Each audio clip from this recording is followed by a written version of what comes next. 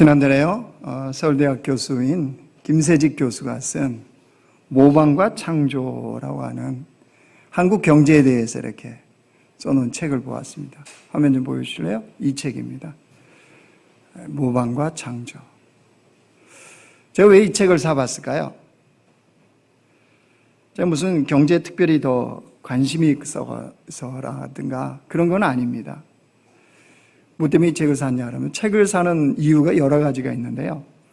때로는 제목을 보고 살 때도 있습니다. 제목이 굉장히 저의 관심을 끌었어요.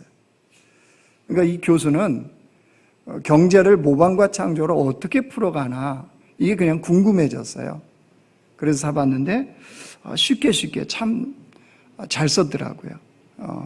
경제에 대해서 문외한인 저도 이렇게 이해할 수 있도록 써놓은 책이었어요. 특별히 이렇게 그걸 통해서 이렇게 공감이 되었던 게 그겁니다. 우리가 잊고 있었던 한강의 기적이라고요. 우리가 30년 동안 우리 경제가 5%에서 10%, 11% 이렇게 매년 성장했던 한강의 기적.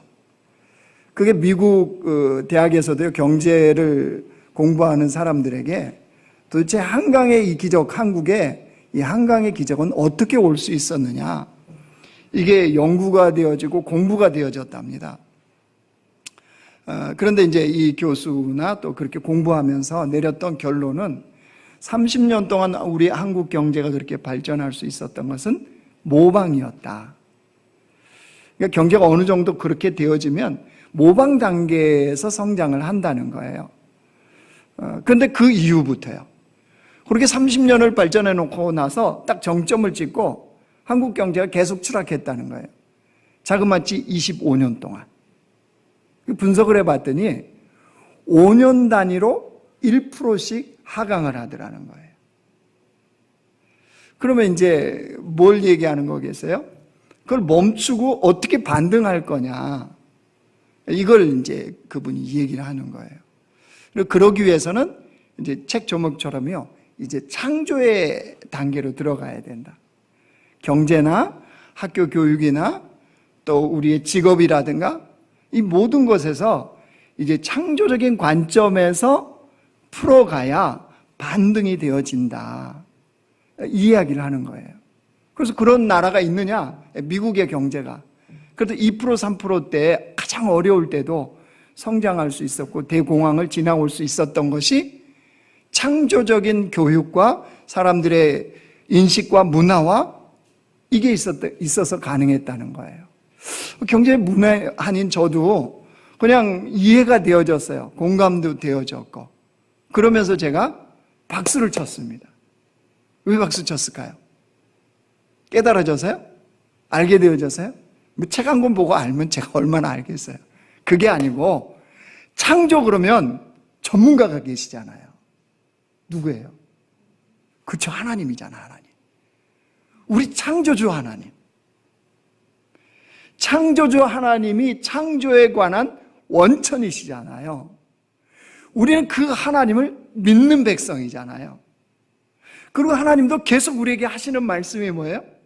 창조의 백성답게 살라고 그러시잖아요. 그래서 제가 박수를 친 거죠. 우리는 어렵지 않거든요. 어려운 게 아니거든요. 우리의 삶의 자체가 주님이 말씀하시는 바 창조적인 관점에서 삶을 살아가야 되고 풀어야 되는 백성들이잖아요. 근데 그게 왜 우리에게는 어렵지 않아요?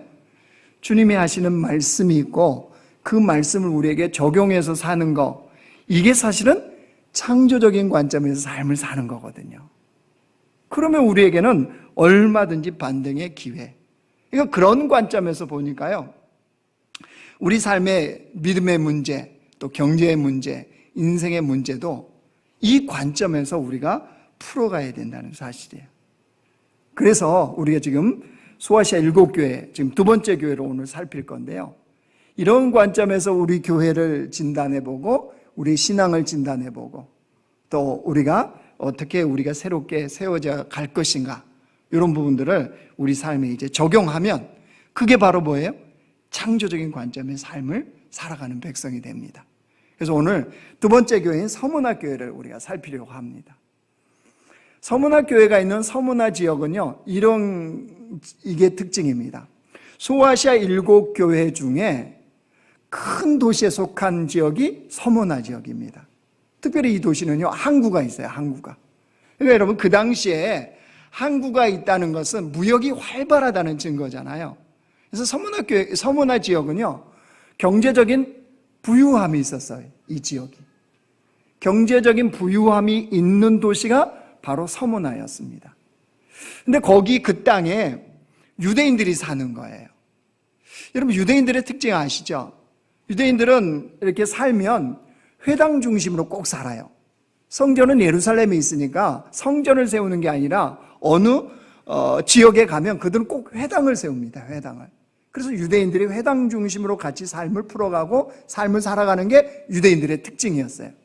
근데 생각해 보세요. 서문화 지역은 여전히 로마의 통치를 받는 지역이잖아요. 그러니까 이 유대인들이 어떻게 했겠습니까? 로마의 통치 아래 있기 때문에 로마 정부에 적절하게 협조도 하는 거예요.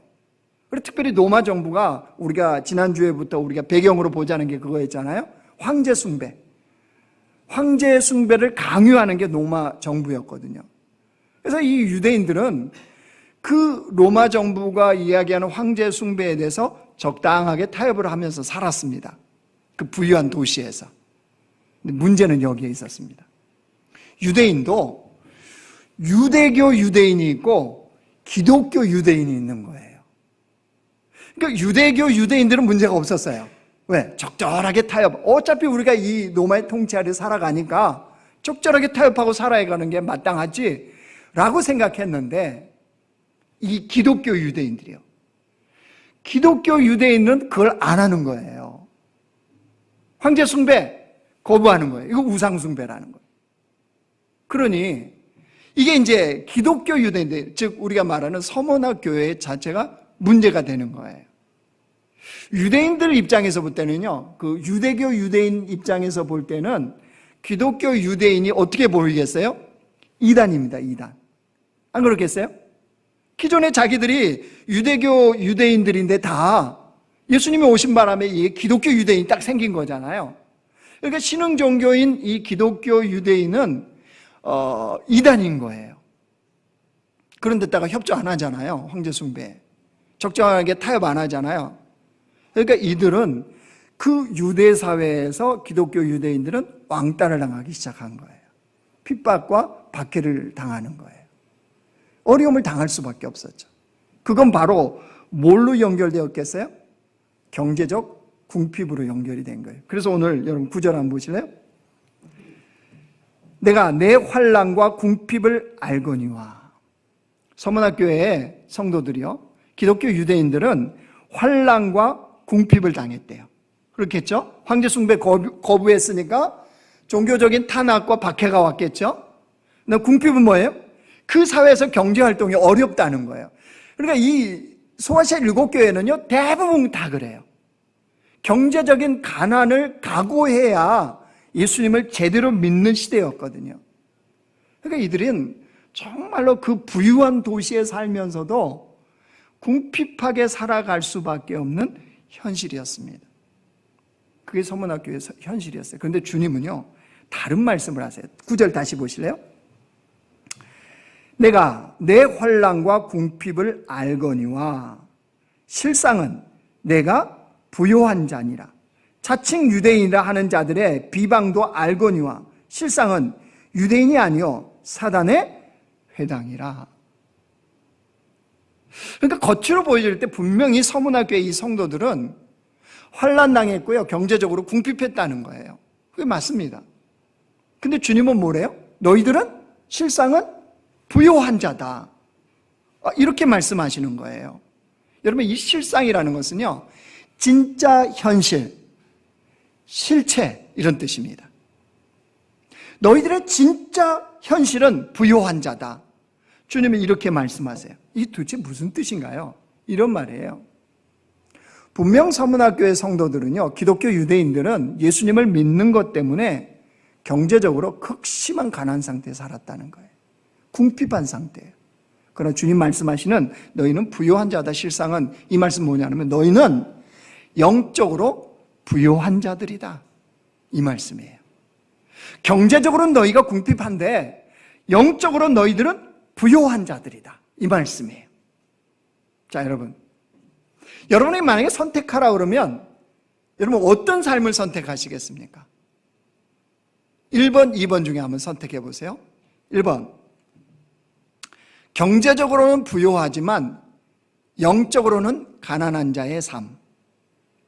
2번, 경제적으로는 가난하지만 영적으로는 부요한 자의 삶. 어느 걸 선택하실래요? 목사님 꼭 1, 2번, 3번도 얘기해 보세요. 경제적으로도 부유하고 영적으로도 부유. 근데 왜 설교를 준비하는데 주님 3번은 얘기를 안 하시더라고요. 1, 2번밖에 없어요.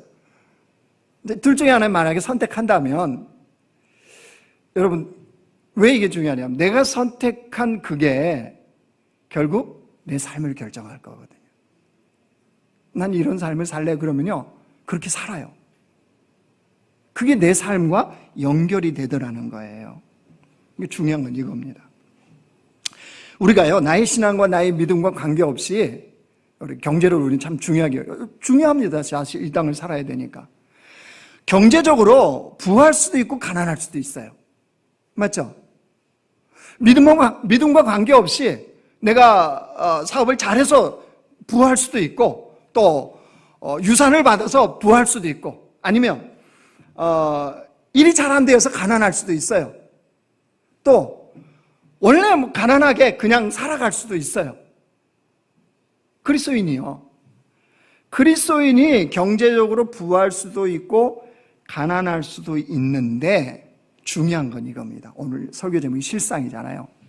우리 실상을 알고 살아야 된다는 거예요. 우리 실상은 경제적으로 가난하든 부하든 관계없이 영적으로 부요한 자라는 사실이에요. 목사님 나 신앙 바닥인데요? 아니요. 영적으로 부요한 자입니다. 왜 그럴까요?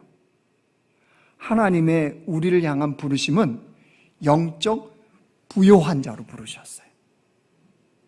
진짜일까요? 진짜 우리가 나 신앙생활 그냥 대충 하고 있는. 아니요, 영적 부요한 자로 부르셨어요. 우리가 그거를 망각하고 사니까 그러는 거예요. 자, 볼까요? 말씀에 고린도 후서 6장 10절이요. 자, 우리 같이 한번 읽어요. 시작. 근심하는 자 같으나 항상 기뻐하고 가난한 자 같으나 많은 사람을 부요하게 하고 아무것도 없는 자 같으나 모든 것을 가진 자로다. 누가요? 우리가요. 예수 믿는 우리가 항상 기뻐할 수 있고요. 많은 사람을 부요하게 할 수 있고 모든 것을 가진 자래요. 누가요? 우리가요. 여러분 예수님을 믿으면 예수님이 우리 안에 거하시잖아요. 그 보배이신 예수님이 내 안에 거하는데 가난합니까? 부요합니까? 부요하죠.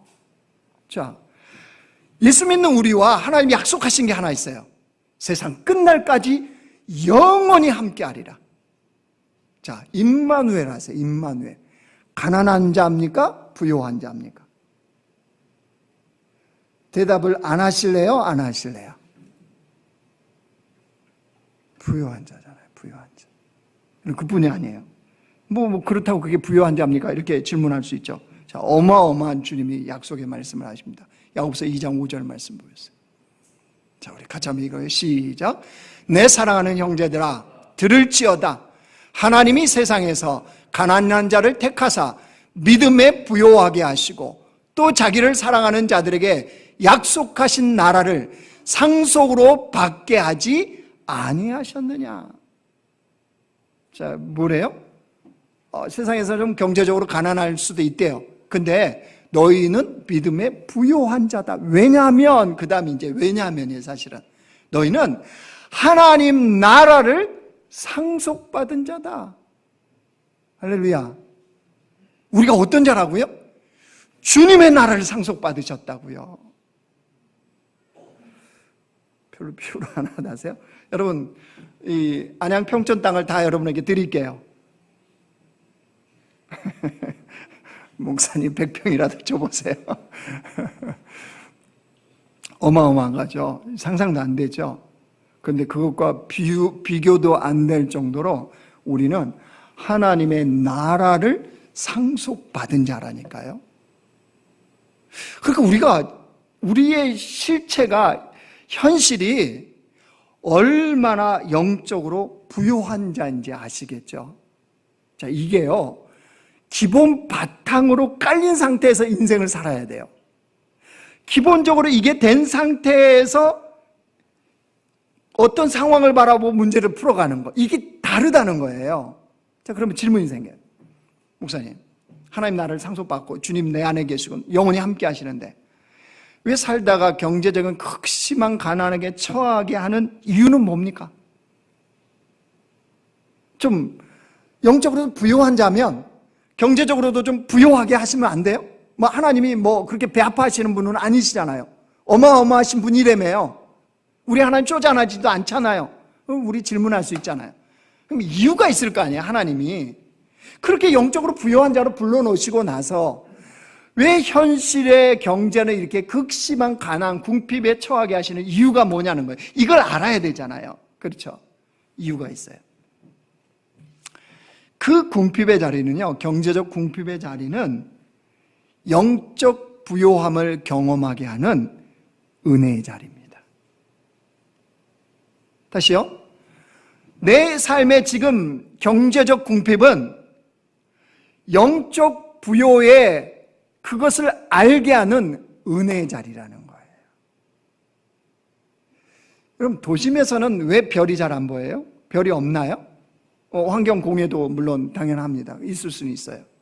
그런데 가장 중요한 이유 중에 하나는요, 도시는요, 불빛이 너무 밝아요. 가로등부터 시작해서 자동차 불빛부터 시작하며 건물의 불빛부터 시작해서요, 안 보여요. 별이 없는 게 아니잖아요. 그렇죠? 그러나 우리가 어디 시골이나 어디 별로 개발이 안 된 지역에 가면 어떻습니까? 별이 초롱초롱 빛나죠. 이유가 뭔가요? 불빛이 없어요. 그런 이유 때문이에요. 그러니까 여러분, 이 영적인 원리를 알았던 중세의 수도사들이요. 중세에는요, 수도사들이 참 많았습니다. 근데 이 수도사들이 일부러 자신들이요, 봉쇄수도원에 들어가요. 여러분, 봉쇄수도원이라는 것은 한번 들어가면 평생을 못 나옵니다. 죽음으로 나오는 게 봉쇄수도원이에요. 일부러 이들이 광야로 들어갑니다. 이유가 있어요. 왜 그럴까요? 광야라는 것은, 봉쇄수도원이라는 것은요, 없는 것 투성입니다. 여러분, 방도요, 침대 한 칸입니다. 옷도 1년에 2벌밖에 지급하지 않습니다. 그 방에 들어가면요, 침대 하나에 딱 책상 하나입니다. 낡은 책상, 의자 하나. 아무것도 없습니다. 붙박이장 뭐 이런 거 아무것도 없습니다. 그 상태에서 옷 2벌 가지고 1년을 사는 거예요. 그리고 그 수도원 안에서 하는 노동, 기도, 이게 삶이에요. 그러다가 때로는 광야로 들어가. 우리 산기도 가서 뭐 며칠 한다 이런 것처럼 그들은 광야에 딱 돗자리 하나 들고 들어갑니다. 순수하게 모래 광야예요. 사막이에요, 사막. 거기 들어가요. 그러면 여러분 보십시오. 다 없는 것 투성이죠. 가난, 없는 거, 이거는 뭐 기본적으로 깔고 들어가야 돼요. 근데요, 그렇게 불편하고 가난한데 이들은 거기서 하나님께 집중을 합니다. 하나님의 뜻을 깨닫습니다. 자, 그 중세 사회를 움직이는 거, 그럼 누가 움직였을까요? 정치하는 사람들? 경제하는 사람들? 학식 있는 사람들이었을까요? 아니었습니다. 이 봉쇄수도원이나 광야에서 기도하고 주님과의 관계를 가졌던 이 사람들에 의해서 사회가 사실은 움직여졌습니다. 사람들이 주의 뜻을 알고 싶잖아요? 그러면 봉쇄수도원에 이들을 만나러 왔어요. 상담하러 왔고 면접하러 왔어요. 그래서 그 사회는 실제적으로 이들이 움직였다는 거예요. 왜요? 영적 부요한 자들이었거든요. 이들이. 여러분, 영적 부요가 얼마나 근사한지는 사도 바울을 보아도 알아요. 자, 그가 고백하는 걸 좀 들어보실래요? 빌립보서 4장. 자, 우리 같이 한번 읽어요. 시작. 내가 궁핍함으로 말하는 것이 아니니라. 어떤 형편에든지 나는 자족하기를 배웠노니 나는 비천에 처할 줄도 알고 풍부에 처할 줄도 알아. 모든 일, 곧 배부름과 배고픔과 풍부와 궁핍에도 처할 줄 아는 일체의 비결을 배웠노라. 내게 능력 주신 자 안에서 내가 모든 것을 할 수 있느니라. 13절만 똑 떼갖고 암송하시면 안 되고요. 13절은 그 앞에 것이 있어야 13절이 되는 거예요. 왜 내 삶에 내가 능력 주지 않아 내가 모든 게 왜 이렇게 불가능하지? 앞에 절이 없으니까 그래요. 영적 부요한 자들은 어떤 형편에서도 가능하다는 거예요. 주의 뜻을 이루는 거, 하나님의 백성답게 살아가는 거, 궁핍하면 궁핍한 대로, 부요하면 부요한 대로, 그게 장애물이 되는 게 아니에요. 부요하면 부요함을 주신 하나님의 뜻이 있는 거고, 궁핍함을 주면 궁핍함을 주는 하나님의 뜻이 있는 거예요. 그것에 의해서 인생 자체가 좌우되는 게 아니라는 거예요. 근데 우리는 실제 어떻습니까? 실상은 이거에 의해서 좌우가 돼버리죠.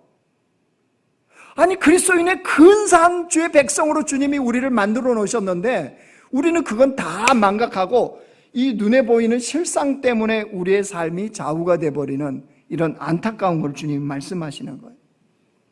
그러니까 여러분, 우리가 깨달아야 돼요. 아, 내가 영적 부요자구나. 주님 때문에. 비교할 수 없는 영적 부요자구나. 이 부요자 그렇게 잘 안 한다.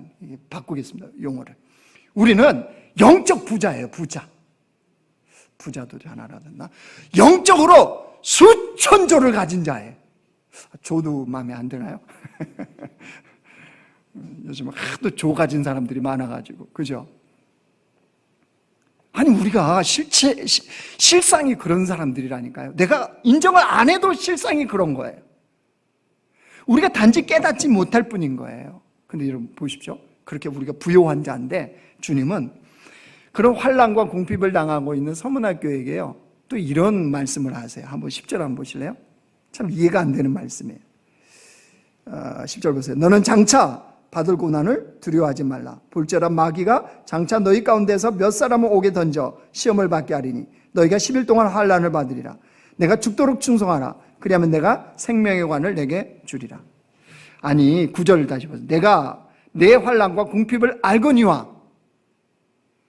그러면 10절쯤 되면 이래야 되는 거 아니에요? 주님이 너는 장차 번영과 번성과 성공을 네 앞에 두리라. 이래야 상식적으로 맞지 않습니까? 주님 왜 이렇게 상식을 깨뜨리세요? 환난과 궁핍을 그렇게 인내하고 견디어서 신앙을 지켜 살아왔으면 10절쯤 되면 내게는 이제 거기에 걸맞는 번성과 번영과 성공이 네 인생에 따르리라. 이래야 주님 좀 근사하죠. 근데 이게 뭐냔 말이에요. 또 네가 당할 고난이 있다, 이 말씀이잖아요. 여러분, 여기 핵심은요, 우리가 그렇게만 보면 안 되고요, 고난이 있느냐 없느냐, 영적 부요자임을, 이 진리를 깨닫고 살면요, 고난이 있느냐 없느냐가 핵심이 아니에요. 여기 주님이 강조하시는 것은요, 두려워하지 말라는 거예요. 네 영적 부요자야. 넌 그걸 기억하면 두려워하지 마.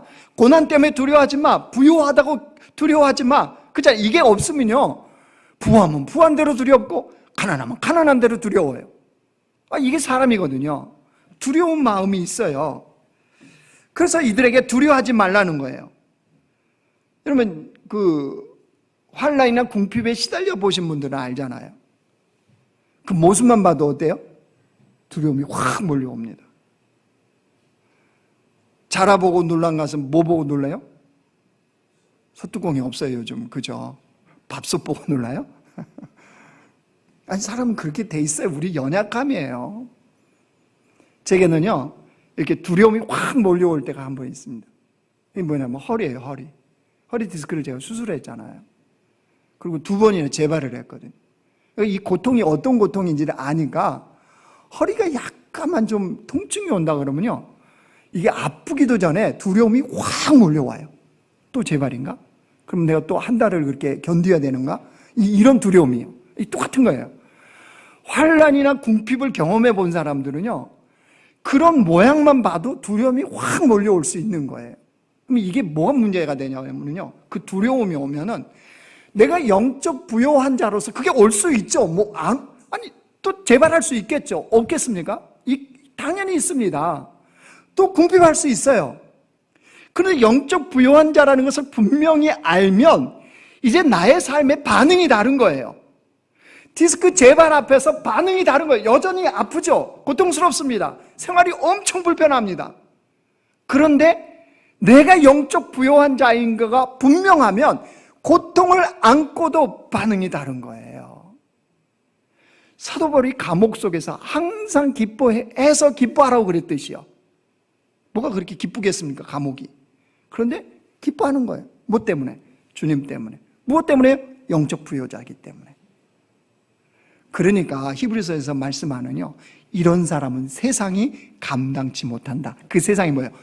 환난, 궁핍, 환경, 이게 감당이 안 돼. 여러분, 그리스도인은 그처럼 근사한 사람들이에요. 우리가 여러분 시시한 그리스도인들이 아니에요. 얼마나 그러니까 서문화 교회 성도들이 그게 감당이 가능한 거예요. 이 세상의 끝이라면 굳이 그렇게까지 해서 환난당하고 궁핍당할 이유가 있나요? 그럴 필요가 없죠. 적절하게 타협하고 살아가면 되는 거죠. 그런데 우리가 두려워하지 않을 이유를 주님이 말씀하세요. 거기 10절 다시 보실래요? 너는 장차 받을 고난을 두려워하지 말라. 볼지어다 마귀가 장차 너희 가운데서 몇 사람을 옥에 던져 시험을 받게 하리니 너희가 10일 동안 환난을 받으리라. 내가 죽도록 며칠 동안 환난이래요? 10일. 10일이라는 것은 무슨 뜻이냐면 정해진 기간이라는 거예요. 끝이 있다는 거예요. 끝이 있어요. 끝이 있으면 할만합니다. 저도요, 이 디스크에는 좀 전문가가 됐어요. 두 번 재발해 보니까 하나님이 놀라운 우리 몸에 그 아주 창조의 신비를 심어놨어요. 디스크는요, 나오거나 터지거나 시간이 지나면 20일 정도 지나면 하나님이 자동으로 마르게 해놓으셨어요. 놀랐죠? 근데 아파보신 분들은 벌써 아프죠? 그게 이게 신경을, 디스크라는 게 탁탁탁 건드리는 거잖아요. 신경을 뭐가 건드린다는 게 그게 정말 애 낳는 것보다 더하다고 돼요. 이게 애가 안 남아서 내가 자신 있게 말을 못 하겠는데요. 근데 애를 낳잖아요. 근데 낳는데도 금요일 나오신 분 4명이나 낳잖아요. 그 애 낳는 고통인데 왜 또 낳죠? 고통은 애를 무슨 낳는데 뭐 일주일 걸리는 거 아니잖아요. 그죠? 짧게는 몇십 분부터 해서 하루 이틀이면 상고의 고통이 끝나잖아요. 그죠? 그러니까 또 낳는 게 가능하잖아요. 그거 마찬가지라는 거예요. 여러분, 끝이 있어요. 정해진 기간이 있어요. 더불어. 그러니까 두려워하지 말라는 거예요. 끝이 있으면 할 수 있잖아요. 또 있어요. 그 8절 보실래요? 8절. 왜 두려워하지 말아야 되느냐? 서문화 교회 사자에게 편지하라. 처음이며 마지막이요 죽었다가 다시 살아나신 이가 이르시되. 처음이요 마지막이고 죽었다가 살아나신 이. 그게 무슨 뜻입니까? 역사의 시작과 마지막, 죽음과 생명, 이걸 모든 것을 다스리신 분이 누구라고요? 주님이시라는 거예요. 그러니까 이 말은 무슨 말이냐면요, 주님의 손 아래에 있다. 네 환난, 네 궁핍, 하나님의 손 아래에 있다. 너 고난, 주님의 손 아래에 있다. 네가 당하는 어려움, 주님의 손 아래에 있다. 우리가 믿는 그 주님의 손 밖에서 이루어지는 것은 하나도 없다는 거예요. 즉, 주님이 통치하고 있다는 거예요. 여러분, 그러면 해볼 만하잖아요. 우리가 제일 고통스러운 게 뭐예요? 주님 모르시는 거 아니야? 까먹으신 거 아니야? 나 잊으신 거 아니야? 이때가 제일 고통스럽잖아요. 근데 모든 것이 가능하신 주님, 능력의 주님의 손 아래에 있대요. 알고 계시대요. 여러분, 그러면 해볼 만한 거 아니에요? 제가 재발해도요, 견디고 인내하는 게 가능한 게 있어요. 물론 약의 도움도 받고 의사의 도움도 받습니다. 근데 인내하는 게 가능한 게 있어요. 하나님의 통치 아래서 이게 한 달 지나면 완화가 된다는 사실이에요. 그리고 그 지나면요, 언제 그랬나 듯이 다 잊어버려요. 아픈 것 자체를 잊어버립니다. 그리고 살아가요. 여러분, 하나님의 그 능력의 손 아래 우리가 당하는 고난, 환난, 궁핍이 다 속해 있다는 거예요. 그러니까 주님 말씀 뭐냐면요, 너희들에게 고난 없다, 고난 당했는데 앞으로 고난 없어, 환난 당했는데 환난 없어, 궁핍 당했는데 궁핍 없어, 이 말씀이 아니에요. 또 올 수 있다, 그러나 두려워하지 말라. 그러면서 주님의 처방이네요. 한번 보실래요? 10절 그 중반절부터 보세요. 너에게 10일 동안 환난을 받으리라. 내가 뭐하라? 죽도록 충성하라. 그렇게 환난이 오면 죽도록 충성하래요. 자, 여러분, 제가 분명히 말씀드립니다. 한국교회가 또 일부 성도들이 이거를 잘못 인용한 경우가 많았어요. 어떤 집사님이 어려운, 막 경제적으로 어렵다든가 자식 문제 때문에 고통당한다든가 막 이러면은 뭐라고 권면을 하냐 그러면요, 주님 말씀에 환난 당할 때 죽도록 충성하라고 그랬어요.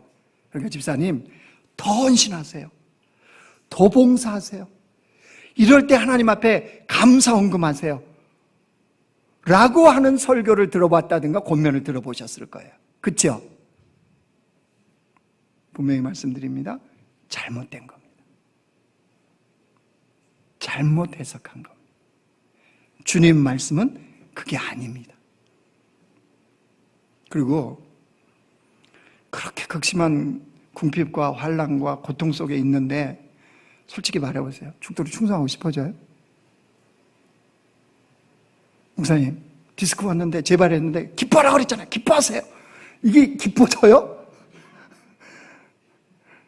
예, 마음으로 동의가 돼요. 마음으로는 기뻐할 수 있어요. 그러나 여러분, 현실의 고통은요, 그게 막 고통스러운데 웃고 다니면 미친 것이요. 그게 정상입니까?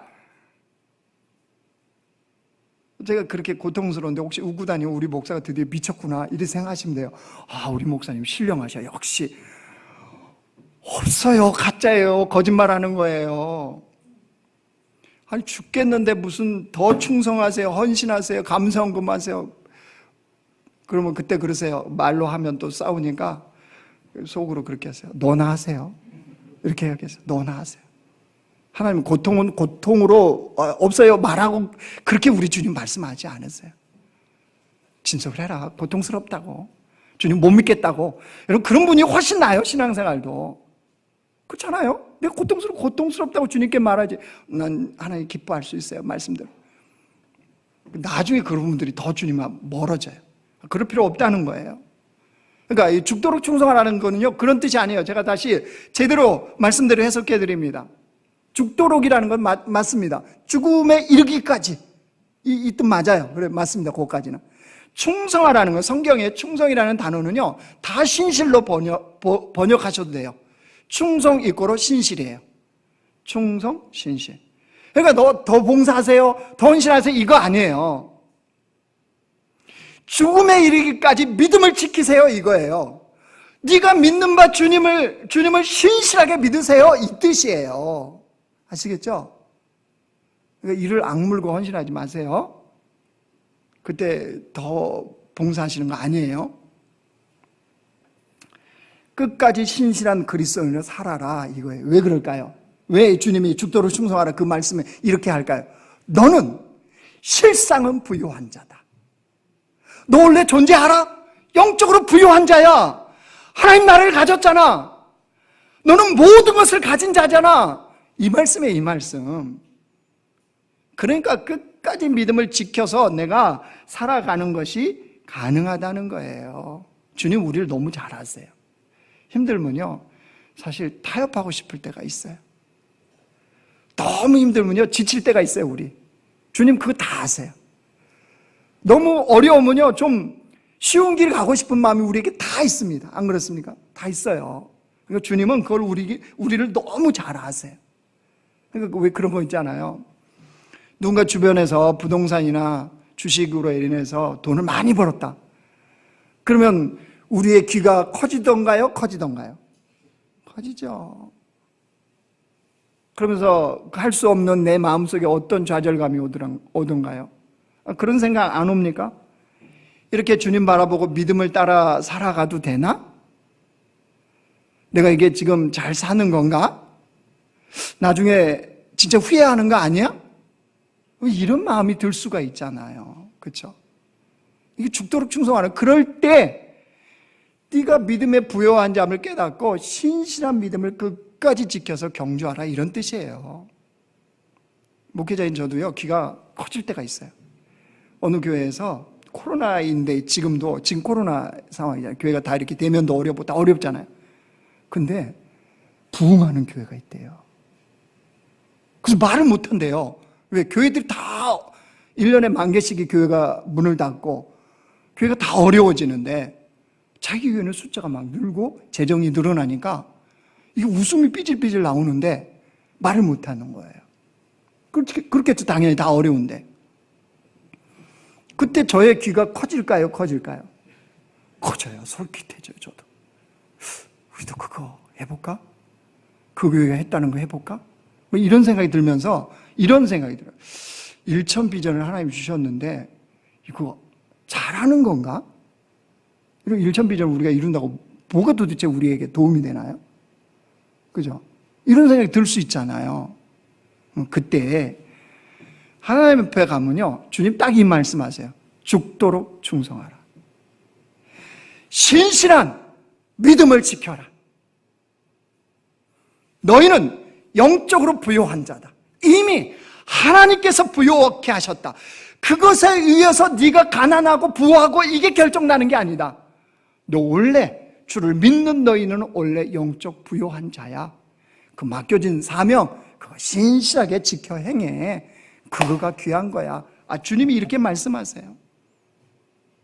서문학교회가요, 실제로 이렇게 어려움 당했잖아요. 그리고 신실한 믿음을 서문학교회는 칭찬만 받는 교회입니다. 대단하죠. 책망이 없죠.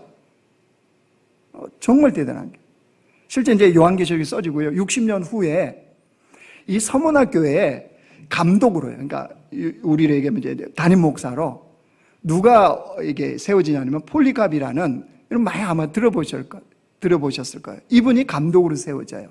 근데 여전히 그 당시에도 황제 숭배라든가 핍박이라든가 이게 거기 극심했어요.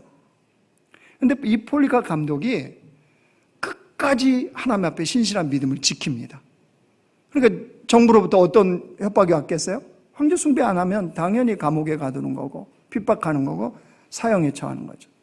폴리갑이 굽히지 않으니까요, 사형 언도가 내려졌습니다. 본보기로 죽여야 된다는 거예요. 그래서 화형, 그 당시에는 이제 불에 태워서 죽이는 거예요. 이건 이제 언도가 되어졌어요. 근데 거기서 파견된 정부 관리들이 볼 때 폴리갑이 나이도 많고 연로했으니까 어떻게 해서든 좀 살려주고 싶은 거예요. 정부 그 관리들 입장에서도. 당신이 좀 적당하게 좀 이야기하면 되잖아. 그냥 왜 우리 주기철 목사님 그 순교하기 전에 일본 순사들이 의해서 잡혀가 감옥에 고문당해 죽었잖아요. 감옥에 그 고문했던 그 순경들, 순사들이 그랬대잖아요. 말로만이라도 좀 신사참배하겠다고, 그냥 해버리라고. 그럼 당신 이렇게 석방시켜주겠다고 그랬대잖아요. 똑같은 거예요. 그래 회유를 했어요. 이 폴리갑 감독을. 폴리갑 감독이 거부를 합니다. 단호하게. 신실한 믿음을 지키고 화형장으로 가는데 그때 유명한, 우리가 들어봤을 말이에요. 그 말을 합니다. 폴리갑 감독이 뭐라고 그러냐면 화형장에 들어가기 전에 이렇게 얘기합니다. 나는 86년 동안 그분을 섬겨왔는데, 그분이 누구예요? 예수 그리스도.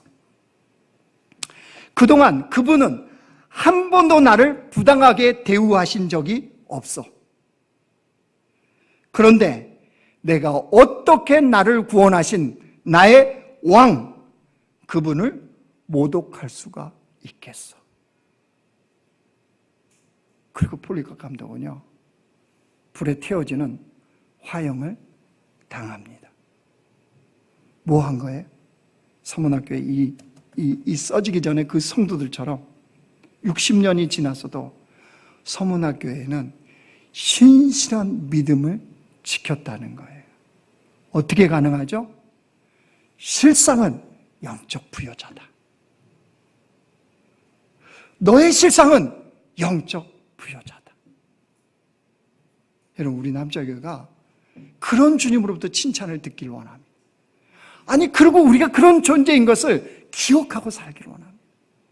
그래서 거기에 합당한 자로 살기 위한 내 삶의 적용, 영적 부여자로 더 풍성하게 살기 위한 주님을 아는 그 일에 열심을 내는 것, 또 내가 무엇을 내 삶에 적용할 때 내가 영적 부여자이기 때문에 그것이 가능한 이런 교회, 이런 성도, 이런 신앙생활이 되기를 원합니다. 잊어버리지 맙시다. 우리의 실상은 영적 부여한 자입니다. 십자가의 예수 그리스도가 나와 함께 하시고 부활하신 예수 그리스도가 내 안에 계시고 하나님 나라를 상속받은 자가 바로 우리입니다. 그 백성으로 삽시다.